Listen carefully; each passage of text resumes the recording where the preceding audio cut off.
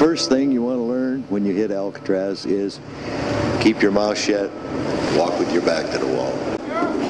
The Alcatraz cell house opened as a federal prison in 1934. Within these walls lived the country's toughest, most dangerous, and most famous prisoners. Broadway was the first stop for arriving prisoners.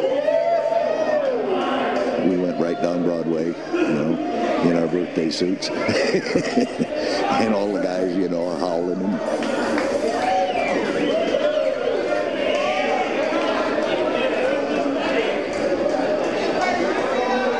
Well, here's a typical Alcatraz cell. Every one of them in the cell house exactly like. I had a metal tabletop and a little chair there, and that was about it. The cell was pretty barren. 5 feet wide, 9 feet long, and 7 feet high. And that's what I call a little box. No decorations allowed, anything. Couldn't paste anything on the wall. Waiting on the bed for each new prisoner was a copy of the official rules and regulations. This is the rules of the cell house. Your cell is subject to search at any time. Your towel had to be folded up and put on your shelf. Your toothbrush, and they used to give us tooth powder in little green containers. I guess like a cockroach feels in a matchbox. You may smoke in your cell in the library. We were issued a pack of wings on a Monday, a Wednesday, and a Friday. Every inmate, whether he smoked or not. Sweep your cell and place the trash in the trash bin. I knew we marked everything in that cell. And sweep your cell and place the trash in the trash bin. I knew we marked everything in that cell. And pretty soon that cell became like a part of me. Or I became a part of the cell. Alcatraz is always classed as the end of the line, the point of no return. It's like going into the ground. When you're buried, you're gone forever. Prisoners had a decision to make, whether to obey the rules or not, to do good time or bad time. That decision affected their lives dramatically. An inmate is given housing, good food, medical attention, and all the necessities of life. Everything else was a privilege. Time to exercise outside, getting books and mail, all had to be earned. One of their favorite privileges was the recreation yard. The most pleasant place, I believe, on Alcatraz, and the most appreciated. The handball court, the horseshoe court. Prisoners also played bridge out in the yard. They used dominoes instead of cards. They came out with a system called Auto Bridge. You played it all by yourself. Guys got so wound up in this bridge thing that they ate and slept it. They'd go out there and it would be so cold that you didn't think you could stay out there. Yet they'd stay out there for 3 hours and play bridge. And if you're occupied with bridge and you're studying bridge, you're not thinking about going over the wall. Prisoners who chose not to behave ended up in a harsher place: isolation. D Block was the prison within Alcatraz, the treatment unit. This place is going to operate on the basis that you do what you're told, and you're going to get a fair break. If you don't behave yourself, we're going to come down on you like a ton of bricks. Unruly or violent prisoners were sent here. They stayed in their cells 24 hours a day. Typically, they were only allowed out once a week for a shower and exercise. Now, in this cell block, we have 42 of the least popular cells in Alcatraz. Although by far they are the best, the roomiest, and the nicest state-of-the-art cells that were available in this prison. It was cold. It was damp. The wind used to just blow through there. You could hear it. At night you could hear it whistling through the windows. One of the more infamous prisoners to live here in D Block was convicted killer Robert Stroud, the so-called Birdman. And almost immediately upon his arrival at Alcatraz, he was relegated to the treatment unit.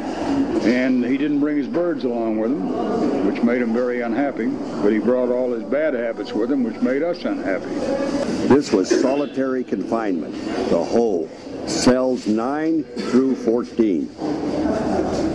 When the cell was occupied, the regulations required that the light be on. But we kept the lights off when they were in there. They were in the dark. Well, when I'd go in the hole, what I used to do was I'd tear a button off my coveralls. I'd flip it up in the air. Then I'd turn around in circles. Then I'd get down on my hands and knees and I'd hunt for that button. And when I found the button, I'd stand up and I'd do it again. But if you would close your eyes like right now, close your eyes and seal your eyes up with your hand, with a little concentration you can see a light. And pretty soon that light will get brighter. And you got to concentrate on this. And after a while, not a short while, this takes time and practice, but pretty soon you can almost put your own TV there. And you can see things. And you can go on trips, and this is what I did. This was the prison library. You put your request on a library card. If the book was available, they'd bring it and put it in the bars for you. Prisoners with reading privileges could subscribe to approved magazines. And if it had some story about some convict out of Nebraska or something, that was cut out. Never mind that you might have been reading a serial and it was on the back of one of them pages. Prisoners who behaved could also take correspondence courses. Took a course from the University of Pennsylvania on animal husbandry. The gestation period for a pig is 3 months, 3 weeks, and 3 days. I used to do a lot of oil paintings on Alcatraz.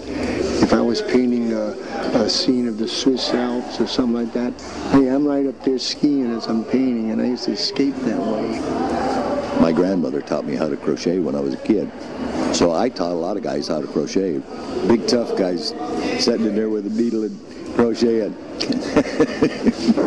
At nighttime, between 6:30 and 7:30, they have what they call a music hour. They play harmonicas or a guitar or whatnot. They had one guy over there, and he used to play one of these slide trombones. Look up at the windows. They face San Francisco and the setting sun. The yacht club, which was directly across from the island, would always have a big New Year's party. If the wind was blowing from that direction to the rock, you could actually hear people laughing. You could hear music. You could hear girls laughing. You know, you could hear all the sounds that were coming from the free world at the rock. But New Year's was always the night we heard it. Look for 4 small windows in the wall on the right. They're marked visitation.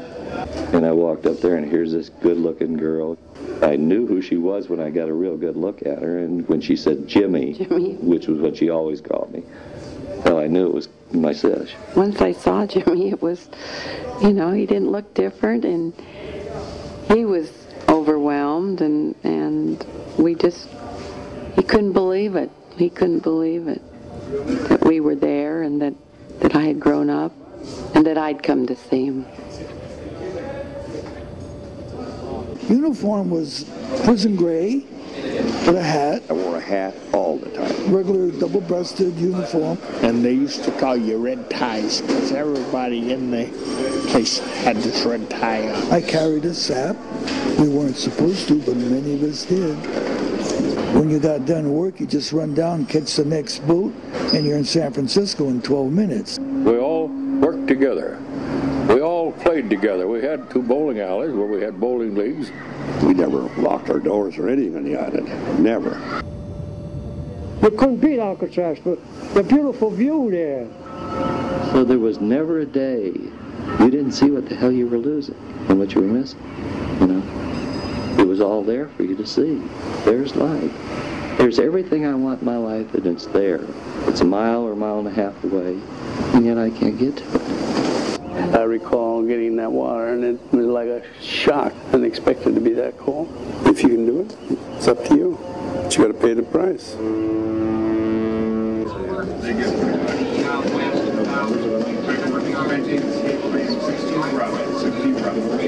When they heard the escape siren, every officer on the island rushed here to report for duty. 3 men were missing from the cell house. The inmates are supposed to be dressed and upstanding in front of their doors for count. Bill, there's a guy up here, I can't get up. And he was laying in there, so I reached in through the bars and I hit the pillow. The Lord knows what happened. The head fell off on the floor.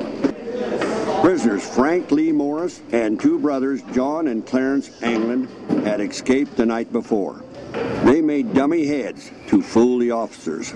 According to the reports, the men enlarged the vent openings in the back of their cell. The three men climbed up these pipes to the roof. The men have never been found. At the end of 3 decades, over 1,500 men had served time on the rock. By then, Alcatraz had served its own time. After years of harsh wind and weather, the buildings were badly deteriorated. The isolated island was too expensive to run. Goodbye, and thank you for visiting Alcatraz.